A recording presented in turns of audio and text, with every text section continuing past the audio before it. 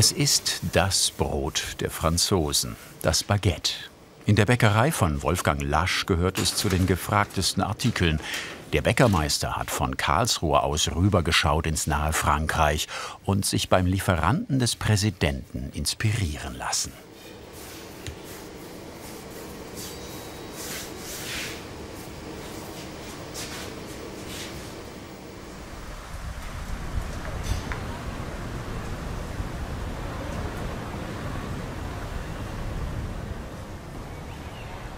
Mitten in der Stadt hat Wolfgang Lasch seinen Laden. Für die Zeitschrift Der Feinschmecker gehörte er 2021 zu den besten Bäckern Deutschlands. Er backt nicht nur typisch deutsche Brote, sondern auch das Brot der Franzosen, Baguette. So, heute machen wir Baguette nach französischer Art. Mit Fleur Tradition. Fleur Tradition ist in Frankreich ein geschütztes Produkt. Dieses Produkt unterscheidet sich von unserem deutschen Weizenmehl dahingehend, dass es total unbehandelt ist, ohne irgendwelche Zusätze. Wir haben hier ein 100%iges Naturprodukt, auf das man sich täglich individuell einstellen muss. Es braucht Erfahrung, es braucht jahrelange Erfahrung, um daraus ein vernünftiges, gleichbleibendes Produkt zu bekommen. Für sein Baguette braucht er noch andere Zutaten. Wir haben hier einmal Hartweizenmehl. Das sieht man hier unterschiedlich, die Farbe. Das benötigen wir jetzt für den ersten Arbeitsschritt des Baguettes, nämlich wir stellen ein Kochstück her. Als Kochstück bezeichnen Bäcker alle Produkte, die durch Aufkochen von Getreideerzeugnissen hergestellt werden und in Backwaren zum Einsatz kommen. Dafür braucht er 1 Liter Wasser.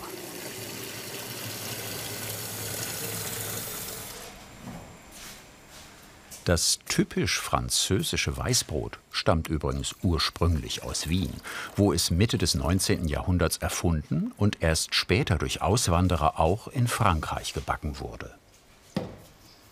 Man kann ein Baguette auch ohne ein Kochstück herstellen, aber dann fehlt eine Eigenschaft, die viele Kunden zu schätzen wissen. Durch die Zugabe dieses Kochstückes erlange ich eine unwahrscheinlich lange Frischhaltung. Ich bekomme diese schöne, glänzende, speckige Krume. Und diese Eigenschaften wollte ich auch auf mein Baguette mit übertragen. Nämlich, dass der Kunde, der heute Morgen ein Baguette kauft und es heute Abend vielleicht erst essen möchte, trotzdem noch ein Baguette in der Hände hält, wo er sagt, wow, Wahnsinn, das schmeckt, als wäre es gerade vor 10 Minuten aus dem Backofen gekommen. Der Hartweizengrieß kommt ins kochende Wasser.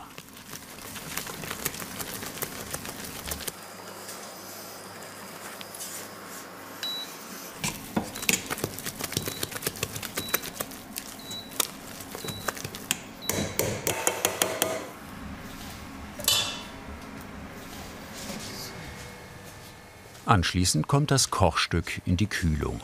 Dort bleibt es über Nacht.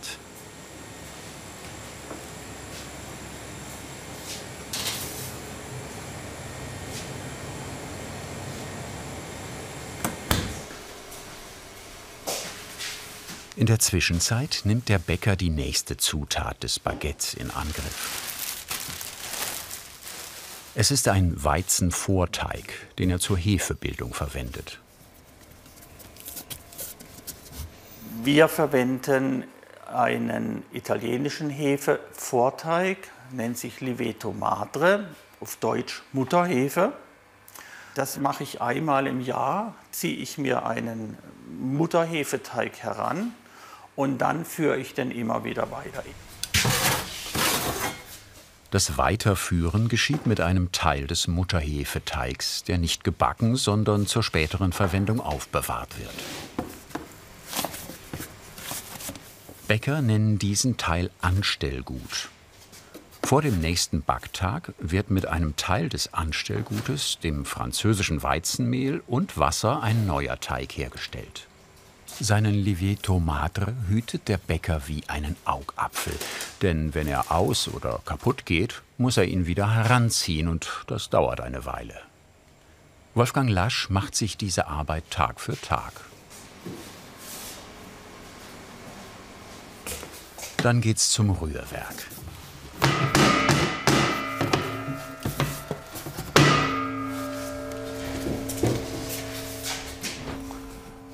Die Mutterhefe von Generation zu Generation weiterzuführen, den Aufwand sparen sich viele.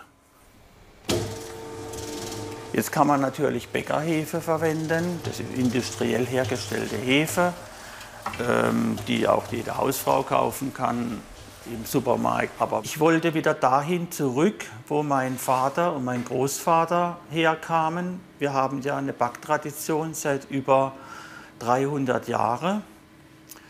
Und meine Vorfahren sind früher auch ohne Hilfsmittel ausgekommen.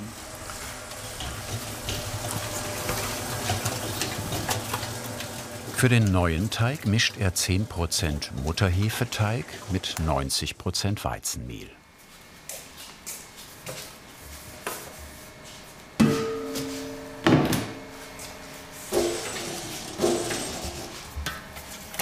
Jetzt habe ich den Lievito Madre für den nächsten Tag schon wieder vorbereitet.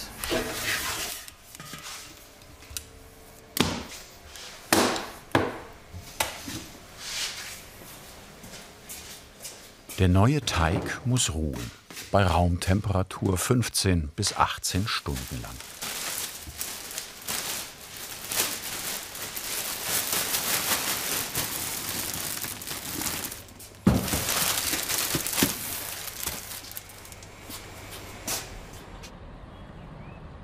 Am nächsten Morgen geht's weiter. Wolfgang Lasch hatte mit dem Baguette ein Schlüsselerlebnis. Ich war vor 6, 7 Jahren, war ich mit meiner Frau und meine Kinder, waren in Paris gewesen und haben damals die Bäckerei besucht von diesem tunesischen Bäcker, der das beste Baguette ganz Frankreichs gebacken hat. Und er darf dann auch ein Jahr lang den Élysée-Palast beliefern. Und dort war ich so ein Baguette testen, habe eins gegessen und war von dem Geschmack so begeistert, dass ich gesagt habe, das will ich auch können. Seitdem backt der Bäckermeister aus Karlsruhe Baguette.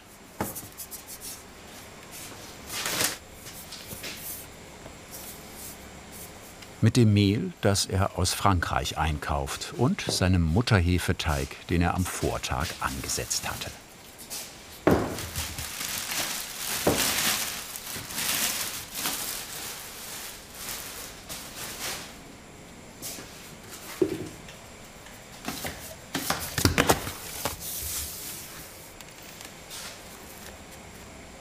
Und einer weiteren wichtigen Zutat.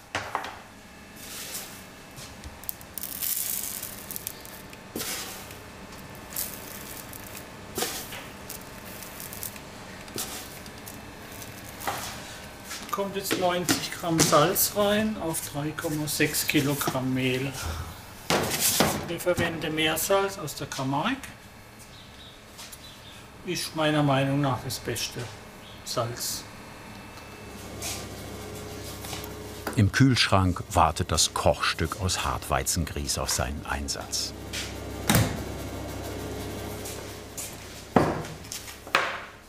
Das Kochstück ist die letzte Zutat für den Teig. Er besteht nur aus 4 Bestandteilen: der Mutterhefe, dem Mehl, dem Salz und eben dem Kochstück. Ganz wichtig bei der Teigherstellung ist immer die Einhaltung von verschiedenen Temperaturen. Und die ideale Teigtemperatur für Brötchenteige, für Baguette-Teige liegt bei ca. 26 bis 28 Grad Celsius. Deswegen kann ich natürlich keinen heißen Teig oder Zutaten dazugeben, weil ich sonst die Temperaturkurven nicht einhalten kann.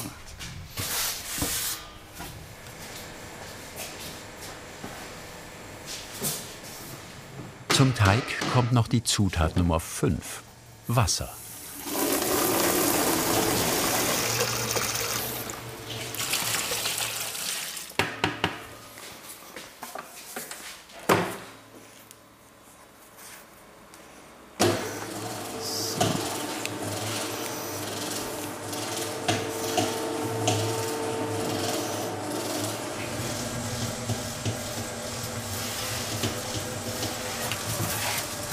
Wichtig ist, dass die Zutaten sich jetzt erst langsam miteinander vermischen. Wenn die Komponenten zusammen sind, dann passiert der Knetvorgang im zweiten Gang, Schnellgang. Und bei diesem Prozess entsteht dann dieser Klebereiweiß, dieses Klebergerüst, damit ich ein Gashaltevermögen bekomme im Teig. Die Klebereiweiße Gliadin und Glutenin verbinden sich bei Kontakt mit Wasser zu Gluten und nehmen dabei ein Vielfaches ihres Eigengewichtes an Wasser auf. Je höher der Klebeanteil in einem Mehl, umso mehr Wasser kann gebunden werden, umso höher die Teigausbeute. Das Klebernetz fängt das bei der Hefegärung entstehende Kohlenstoffdioxid auf und ermöglicht so das Aufgehen des Teiges. Das Gärgas gibt dem Brot Volumen und sorgt für die Porung im Brot. Der Teig ist jetzt noch relativ klebrig. Decken wir den Teig zu, damit er es schön warm hat, nicht auskühlt. So.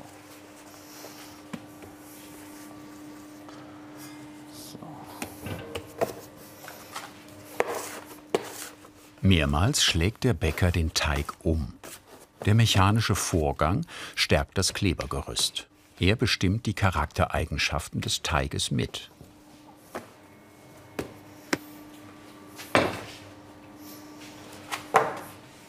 Diesen Vorgang, das heißt fachlich aufziehen. Das heißt, ich habe den Teig gezogen und so übereinander gelegt. Ähnlich wie man auch einen Nudelteig zum Beispiel so ineinander schlagt, dass der schön Stabilität bekommt. Das muss ich bei dem Teig oder bei solchen Teige, wo ich keine Backmittel verwende, muss ich das mindestens 1- bis 2-mal machen. Ich steuere die Porigkeit dieses Produktes, besteuere ich immer über die Teigfestigkeit, wie viel Wasser habe ich drin, wie oft schlage ich den Teig zusammen, wie lange führe ich den Teig. Das sind also sehr, sehr viele Faktoren. Und die muss er alle beachten. Das Baguette hat zwar nicht viele Zutaten, aber die sogenannte Teigführung ist kompliziert. Der Teig muss erst mal ruhen.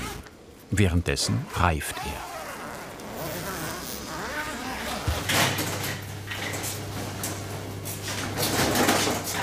er. Wieder eine Nacht lang. Bei kühler Führung entstehen während der Stockgare vielfältige Aromen.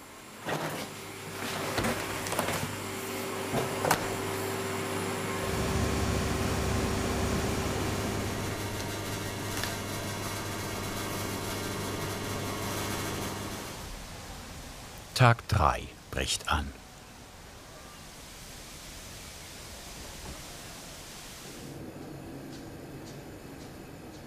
Der Bäckermeister auf dem Weg zum Kühlschrank.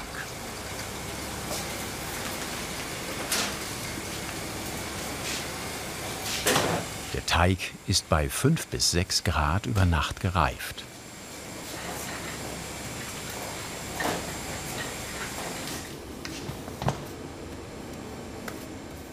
Die Teiglinge werden abgestochen.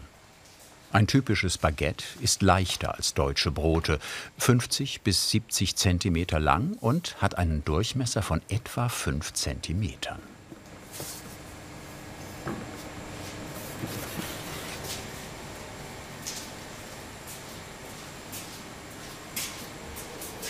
In Frankreich ist auch das Baguette vom Gewicht her anders. Wir haben dort typischerweise 250 bis maximal 300 Gramm ein Baguette. Es ist sehr dünn, fast wie eine Flöte, ein Flüt. Bei uns in Deutschland, wir schneiden eher das Brot auf in Scheiben und wollen es irgendwie belegen.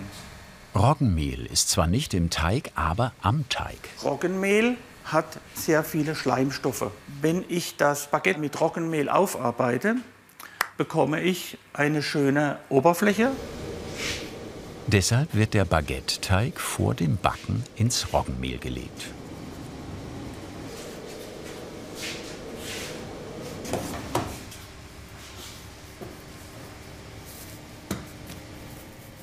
Der Teig wird schonend zu Zylindern geformt.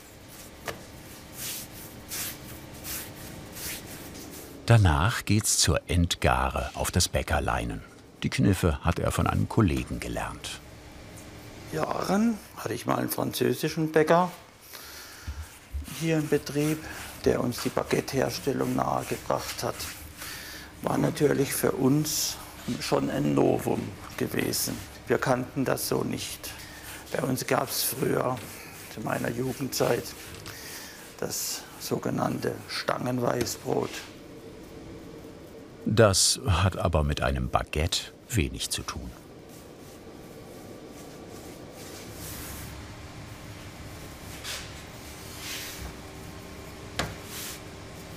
Wir haben eine Brotverordnung, in der geregelt ist, dass ein Brot mindestens 500 Gramm wiegen muss, wenn ich es Brot nennen darf. Und es muss durch 250 Gramm teilbar sein. Also 500 Gramm, 750, 1 Kilo. Das sind so diese typischen Gewichte, die der Kunde auch aus der Herstellung Lade kennt, in der Bäckerei oder in der Industrie. Und das hat sich ein bisschen durch die Spezialitäten ein bisschen aufgeweicht. Ein Ciabatta, ein Baguette heute oder so weiter, brauche ich mich an diese Teiggewichte nicht mehr halten.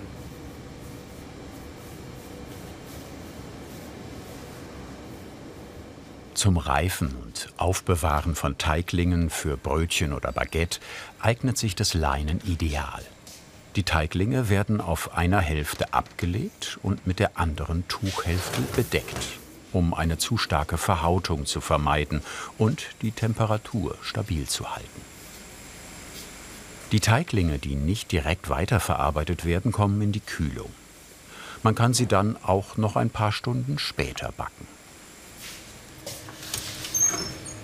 Seinen Backofen hat der Bäcker auf 265 Grad erhitzt. Für das Beladen des Ofens benutzt er einen Rollwagen mit sogenannten Abziehern.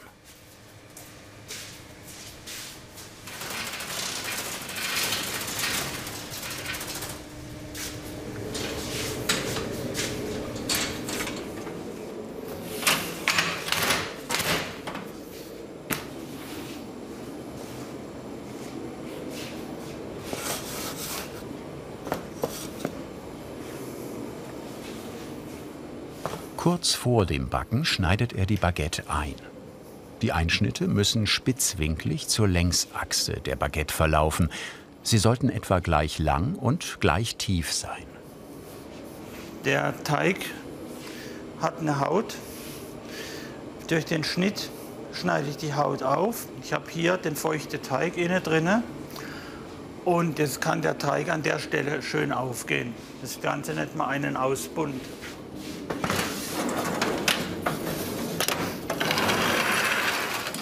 Der Backofen ist speziell programmiert. Wir backen die Sachen bei heißer Temperatur an und backen es mit fallender Temperatur aus. Der Sinn dahinter ist ich backe direkt auf den Herdplatten. Das ist ein sogenannter Etagenofen, das heißt, ich backe auf Steinplatten. Und ich möchte, dass das Produkt sofort die volle Hitze abbekommt. Dann erhitzt sich das Gas im Inneren vom Produkt sehr, sehr schnell und ich bekomme einen schönen großen Ausbund. Wenn ich aber mit der heißen Temperatur kontinuierlich das Produkt backen würde, dann würde mir das verbrennen außen. Da hätte ich einfach zu viel Hitze obendrauf, dann flemmt es ab. 16 bis 18 Minuten bleiben sie im Ofen. Dort werden sie geschwadet, mit Wasserdampf besprüht, für eine perfekte Kruste.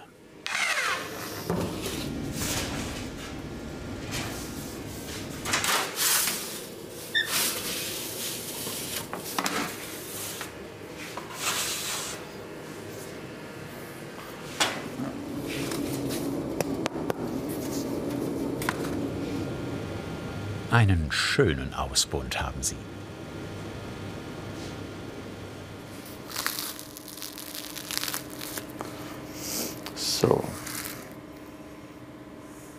So, die Porung soll schön speckig, schmutzig sein, soll einen Glanz haben, also die muss glänzen.